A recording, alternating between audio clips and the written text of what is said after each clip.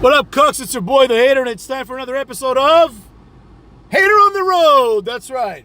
I spent a few hours with my dog, Ridge, going to a dog bar where he played with his dog friends, and I had a zero alcohol beer because the Hater still likes the taste of beer but doesn't drink. So that was pretty nice. Now I'm by myself getting a coffee, and I figured it's time for a video. You know what I mean? This video was somewhat inspired by the comment of a fan who informed me that apparently, and I didn't know this, but apparently, just like SmackDown has gone under 1.5 million viewers, so has Raw. And I thought to myself, surely that can't be right. That doesn't make any sense. Raw is on Monday nights, right? SmackDown is on Fridays. Like, people have things to do on Fridays. They have to go out, you know? Like, that's what I did when I was young, and it was Friday. I'd go out with my friends, I'd go out to clubs, you know, I'd go out to, like, bars, you know what I mean? Parties, I'd go have fun, right? But then I realized, Hater, this is a different generation. These are not people that go out, right? These are online people. These are people that maybe if going out for them is like dressing up as anime characters and getting a bubble tea while like learning about otaku culture, you know what I mean? We're in a different time period now, Hater. Nobody's cool anymore. So it makes sense. On Fridays, people might just stay in, you know? And you guys tell me, the people who are fans of mine that are like young people, like in your, you know, like really young people, like in your teens, like late teens, you know, and early 20s. I'm interested about people that are over 21. Like, do you guys even go out and like drink? Do people get into fights anymore? Do people go like pick up women or pick up men or whatever it is that you want? You know, like now it just seems like everybody just likes Japanese things and they don't know which bathroom to use. So it's like this level of confusion. If you have, and I'm not trying to be funny, it's like, you know, like if you don't even know who you are, why would you go out? You know what I'm saying? But anyways, despite that, I had to double check, right? So I did. And it turns out that a lot of Raw episodes get fewer than 1.5 million views. I thought this was like, honestly, I thought this had never happened. You know what I mean? Now, there's a few. It's not like a million, right? There is one when Raw was on Sci-Fi. That's understandable. People might just forget that it's on Sci-Fi, and they tune into Raw on USA, and they're like, oh, there's no Raw today, I guess, and they move on with their lives, right? But on September 9th, Raw had 1.43 million viewers, and as if that wasn't bad enough, they bounced back to slightly above 1.5 million the next week, and September 23rd, Cucks, which is last episode, 1.34 millions. I believe this is the lowest viewership of Raw, basically in history. Not counting, of course, like specials and things of that nature, you know what I mean? Like, they have those, like, you know, those like Christmas shows where it's like, we're gonna just see what happened this year on Raw, and nobody watches that, you know? But generally speaking, think about that. This is the lowest viewership Raw has basically ever gotten. I'm scrolling through the list right now, and obviously, it's weird. Apparently, they had gotten close to 1.5s in the past. Never dropped below it, though. That's quite the, one time they dropped in 2021. Must have been some special situation. Yeah, but the point is, I'm not going to go through all of this, but the point is, Raw has, if you look at the ratings, they have progressively gone down and down and down over the years, right? Even in 2019, which is as far back as this list goes, they would get over 2 million consistently, over 2.5 million consistently, right? Sometimes it even hit nearly 3 million. That was rare, of course, but it would happen. So the idea here is, Cucks, I don't know anyone can argue it anymore, you know? There was a point where, like, let's Google really fast if we can. TNA first Monday episode viewership. I don't think it's gonna find it, but let's see here. Oh, look at that. TNA's moved to Monday nights. Wikipedia. There's an entire Wikipedia. Raw, the ratings showed that Raw came out on top, averaging, here it is, Cucks, 5.6 million viewers Raw would get in 2010. 5.6 million, which is about 4 times more than what we had this last, like, Raw, right? Almost 4 times more. And Impact averaged 2.2 million. I'll let that sink in for a second. Impact, not even in their prime, but in Impact, when they went cuckolds, when they went head to head with Raw, they still got 2.2 million. Let me put that in a different perspective. That day, 7.8 million people watched wrestling. This last Monday, 1.34 million people watched wrestling. Now, I can hear the excuses coming out of the fat mouths of the neckbeards. The excuses are, oh, people watch TV differently now. Now, I know some of you may be 14, so you might not even been born when TNA went head-to-head with WWE. But I can assure you, basically nothing has changed. Basically nothing has changed from 2010 till now. Almost nothing. Everything we have today, we had back then. I can't even think of one thing that's new, right? Everything we had back then, we have now. Netflix, YouTube, of course, the internet, obviously. We had all these things in full swing. Nothing has happened in your lifetimes if you're 14. It's been like the most plateaued 14 years in existence. So, like, even when I was in college, like, I remember 2008, I had an iPod, right? Like the iPod Touch, which was basically the precursor to the iPhone, or it was like, I don't know if it was the precursor. I think it was the precursor, but they came out around the same time. An iPod Touch, and I would use that to like do my homework.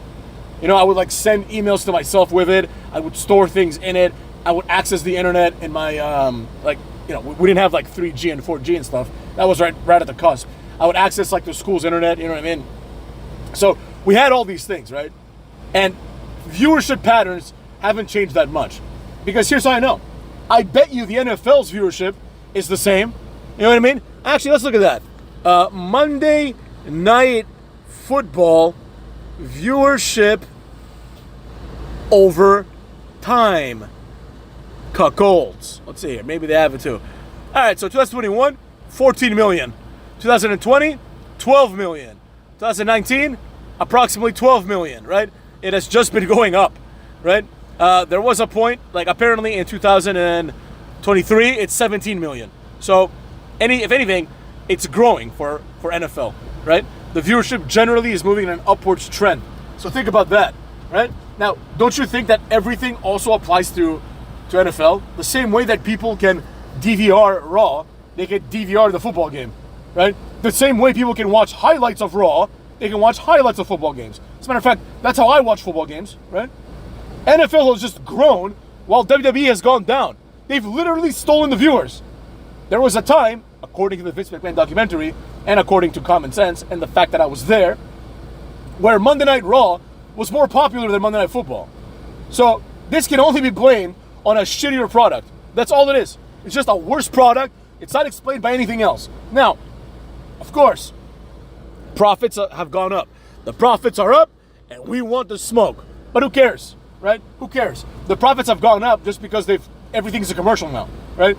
It's almost like an inverse relationship. It's just like what happens is this.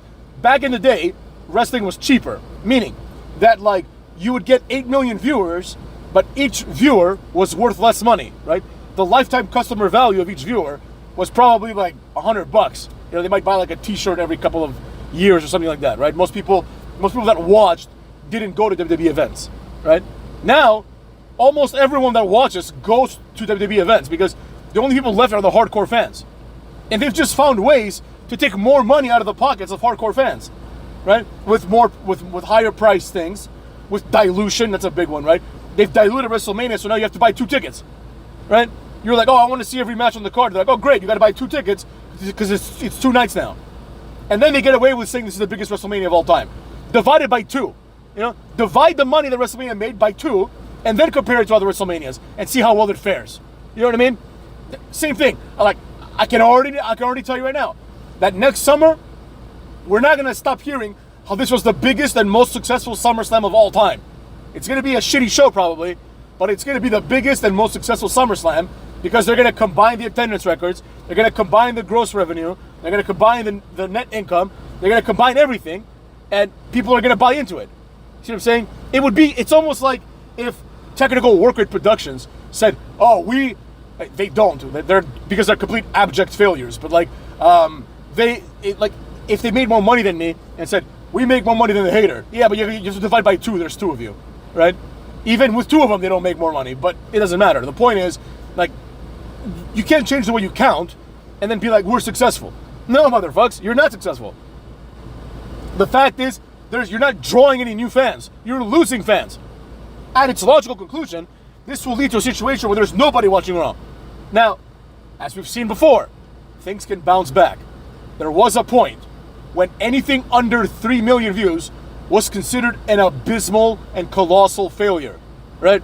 Like those aforementioned like Christmas episodes where they just do a recap, those would get like 4 million views at some point, right? They would get 4 million views. Now, the problem is a lot of young fans seem to think that the world began with them. They seem to think that the rest of us were stuck in a situation where all we had was cable TV. And it was just watch that or don't watch anything. No, motherfuckers, we had options too. You know? I would even argue we had more options. You know what I'm saying? At least more viable ones. Like people back then would like read books and read magazines and things that are completely obsolete now. Now you have only one option. Watch TV, and most people aren't doing that, or go on the internet, which a lot of the nerds are doing that, right? And it comes down to that. You cannot retain the neckbeard brony anime otaku population. These are people that are chronically on the internet. Like they wake up, they get on the internet, and they stay on until it's time for bed. Maybe they go and shit their pants once in a while, but that's about it, right? The NFL fans, which also I'm sure there's a lot of overlap with neckbeards, but the NFL fans watch TV, they go to games, they enjoy the NFL, and that's why the NFL has bigger numbers. And it also has bigger numbers in other facets. But it's not a coincidence that WWE has succeeded where others have failed on like social media and things like that. It's because WWE fundamentally is easy to understand. Like if you're some kid from, I don't know, Nepal or India, right? And you watch American football, you're gonna be like, what the fuck is this? I don't understand what's going on. I don't know the rules, right? Nobody explains the rules to you. But if you watch Raw, you understand very quickly what's happening. You watch one match, you understand, oh, this is how people win, right? I remember when like I started watching wrestling, it was like, oh, you can pin someone, you have to hold them down for 3 seconds, got it. And then afterwards, there was a match where someone won by submission, which wasn't really a thing back in the day. It happened, but it was rare, right? There was like 3 people that had submission finishers, you know? Like in the 90s, like realistically. Who was it? Like Jeff Jarrett, eventually Kurt Angle, but like there was that time period where like nobody had submission finishers. Everything was like a pinfall. But anyways, I digress. The point is, you see, oh, someone can tap out. They're giving up. You understand exactly what's happening. They're in pain and they're giving up, and then the ref says, oh, he gives up, right? And then the guy would look all dejected and everything. So it's easy to understand. Wrestling, it's easy. Like if you don't speak English and you see like Bronson Reed just jumping on top of Seth Rollins 8 times, you understand what's happening. You know what I mean? You understand it. It's quite obvious, right? So there you have it. That's why wrestling does well online. But nobody then is intrigued enough to go watch it any further. Cuckolds.